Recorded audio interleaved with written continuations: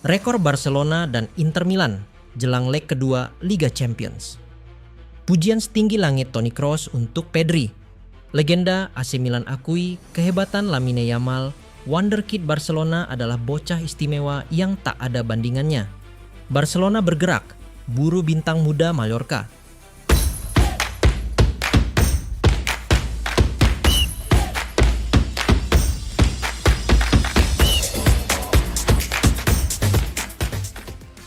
Rekor Barcelona dan Inter Milan jelang leg kedua Liga Champions. Laga penentuan semifinal Liga Champions akan tersaji di San Siro pada Rabu dini hari saat Inter Milan menjamu Barcelona. Setelah hasil imbang 3-3 yang dramatis di leg pertama, duel leg kedua ini jadi penentu siapa yang melangkah ke final. Barcelona datang dengan catatan solid melawan tim Italia, 32 kemenangan dari 68 laga, dengan 118 gol tercipta. Namun, rekor mereka di Italia cukup seimbang, 9 menang, 13 imbang, dan 9 kalah. Artinya, tantangan di San Siro tak bisa dianggap enteng. Inter bukan lawan asing, mereka adalah bagian dari sejarah panjang pertemuan Barca dengan klub Serie A. Musim ini, Barcelona sudah 2 kali jumpa tim Italia, imbang lawan Atalanta, menang agregat atas Napoli.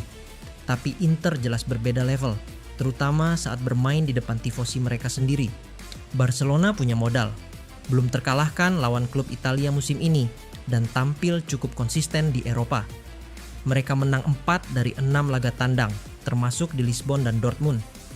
Tapi kekalahan 1-3 di Jerman menjadi pengingat bahwa atmosfer tandang bisa sangat kejam. Secara keseluruhan, performa Barcelona melawan tim Italia mulai goyah. Hanya 2 kemenangan dari 9 laga terakhir. Dan semifinal bukan tahap yang bersahabat bagi Blaugrana belakangan ini. Dari 4 semifinal terakhir, mereka gagal 3 kali. Kini saatnya Barcelona menulis kisah baru, menebus luka lama, dan menghadapi tantangan berat di San Siro. Tapi satu hal pasti, Inter takkan memberi jalan mudah. Pujian setinggi langit Toni Kroos untuk Pedri. Terbaik di posisinya, dia adalah solusi. Performa gemilang Pedri bersama Barcelona musim ini menarik perhatian banyak pihak, termasuk legenda Real Madrid, Toni Kroos.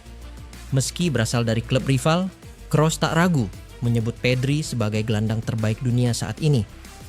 Menurut saya, Pedri sekarang adalah pemain terbaik di posisinya, ujar Kroos, dikutip dari akun X milik Fabrizio Romano. Baginya, Pedri bukan sekadar pencetak gol atau pemberi assist. Ia adalah solusi dalam setiap situasi permainan.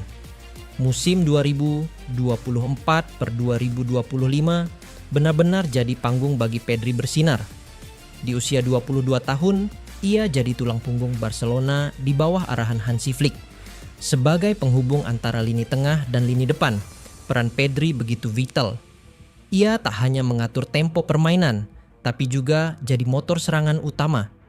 Dari 54 penampilan di semua kompetisi musim ini, Pedri mencetak 6 gol dan 7 assist. Statistik yang mungkin tak mencolok bagi sebagian orang. Namun bagi Kroos, kontribusinya jauh melampaui angka-angka itu. Pedri adalah pemain yang akan Anda rindukan saat ia tidak bermain, kata Kroos. Ia mengalahkan lebih dari 50 lawan per pertandingan di Liga Champions dan bahkan 59 pemain per laga di La Liga. Itu luar biasa bagi seorang gelandang. Tak hanya soal statistik, Kroos menekankan bahwa kehadiran Pedri mengubah dinamika tim secara menyeluruh. Ia mengalahkan 11-12 bek per pertandingan, hal tersulit yang bisa dilakukan seorang gelandang.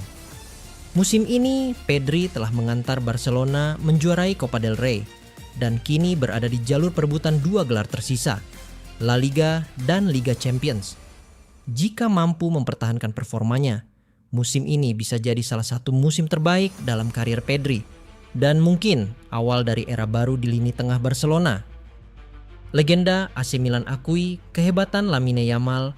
Wonderkid Barcelona adalah bocah istimewa yang tak ada bandingannya. Dunia sepak bola kembali dibuat terpukau oleh bakat luar biasa Lamine Yamal. Wonderkid Barcelona berusia 17 tahun ini menjadi sorotan utama dalam laga leg pertama semifinal Liga Champions melawan Inter Milan. Di mata legenda AC Milan, Alessandro Nesta, Yamal bukan sekadar pemain muda biasa. Ia adalah bocah istimewa yang tak ada bandingannya. Pada pertandingan yang berlangsung di Stadion Olimpiade Luis Companys, Kamis dini hari, Yamal menunjukkan mengapa ia dianggap sebagai salah satu talenta paling menjanjikan di Eropa, bahkan dunia. Saat Barcelona tertinggal dan butuh pemimpin di lapangan, Yamal menjawab dengan aksi brilian. Gol pembuka Barcelona lahir dari kaki Yamal pada menit ke-24. Dalam situasi sulit, dikepung pemain Inter, ia tetap tenang. Dengan gerakan cepat dan kontrol penuh, ia melepaskan tembakan melengkung yang sempat membentur tiang sebelum akhirnya menjebol gawang Jan Sommer. Sebuah gol yang menunjukkan kelas, ketenangan, dan naluri alami seorang bintang besar.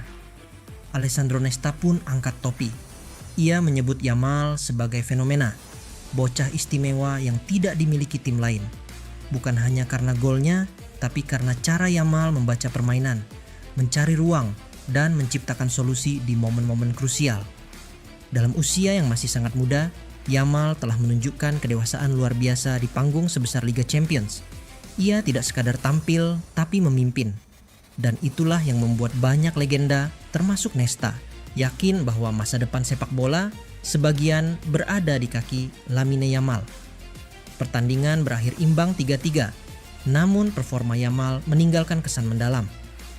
Jika ia terus berkembang dengan konsistensi seperti ini, dunia sepak bola mungkin sedang menyaksikan lahirnya ikon baru Barcelona. Barcelona bergerak, buru bintang muda Mallorca. Barcelona kembali membidik talenta muda Spanyol, Marc Domènech. Penyerang menjanjikan milik Mallorca yang dianggap sebagai salah satu prospek paling bersinar dari akademi klub tersebut. Menurut laporan Sport, Barca mulai bergerak serius, menyadari bahwa harga Domènech kini sudah melonjak drastis ke angka 76 miliar rupiah. Padahal musim panas lalu, Barcelona sudah mencoba merekrut sang pemain saat harganya masih di kisaran 28 miliar rupiah. Sayangnya, tawaran mereka yang hanya mencapai 9,5 miliar ditambah bonus ditolak. Kini, setelah perkembangan pesat baik secara fisik maupun ketajaman di lapangan, nilai Domènech pun ikut melambung. Domènech bahkan sudah mencatatkan menit bermain bersama tim utama Mallorca, bukti bahwa dia siap naik level. Menariknya, ia kini diwakili agen kenamaan Pini Zahavi, orang yang juga mewakili Lewandowski dan Hansi Flick. Hubungan dekat ini bisa jadi kunci negosiasi, asalkan Barcelona bergerak cepat, sebab dalam kontraknya ada mekanisme progresif. Jika Domènech masuk tahun ketiga, kontraknya naik jadi profesional, gaji melonjak ke 5,7 miliar rupiah per tahun dan klausul pelepasan membengkak hingga 190 miliar rupiah. Waktu Barca tidak banyak. Di sisi lain, Barcelona juga tengah mempertimbangkan masa depan Ansu Fati.